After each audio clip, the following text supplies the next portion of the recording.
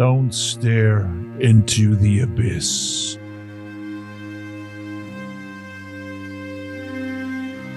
The man sat in the cold and dark living room, somewhere in one of the millions of rundown apartments in some dirty rent-controlled tenement building deep in the stinking guts of New York City. He took another swig from his whiskey bottle. He was feeling the bitter liquid burn down his throat. The darkness of the room seemed to weigh a ton on him, suffocating him with its oppressive weight. He couldn't even remember the last time he really felt the sunlight or the warmth of another person's touch, for that matter. He'd always been a working-class man, struggling to make ends meet in a city that couldn't care less about him. But lately, everything seemed to be getting worse. The eco-fascist government was tightening its grip on the city, rationing electricity and water, and clamping down on dissidents. Every single year now was like 1984. They did all they could to keep the people down even more. It was so Orwellian, it wasn't even funny anymore. He'd always been a cynic, but even he was starting to feel there was no hope left. The world was going to hell in a damn handbasket, and it seemed there was nothing anymore out there anyone could do about it. The corrupt politicians didn't even try to pretend anymore. The man took another swig from his bottle, letting the alcohol numb his mind and his senses.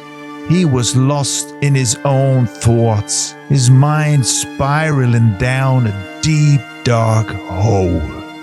Once, a long time ago, when free thinking was still on vogue, he heard a quote: "When you stare down the abyss will stare back at you," or something to that effect. But are we still staring into the goddamn abyss? Feels more like we're already inside that hellhole. The quote kept running over in his head, a never-ending cycle of despair. It seemed like there was no escaping the darkness, no way out of that endless spiral of negativity. All we do is keep swirling in this damn shit stream people call life, he thought bitterly.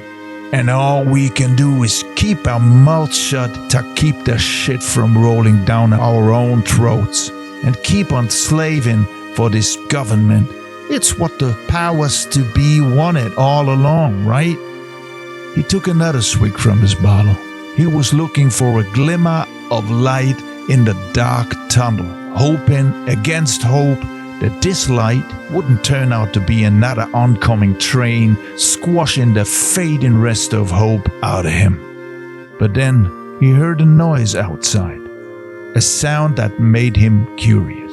He got up, opened his door a crack, and peeked out. Across the hall, he saw a man with his 10-year-old son stealing electricity from the rent-controlled apartment building. They needed the juice so they could warm up milk for the newborn baby of the family.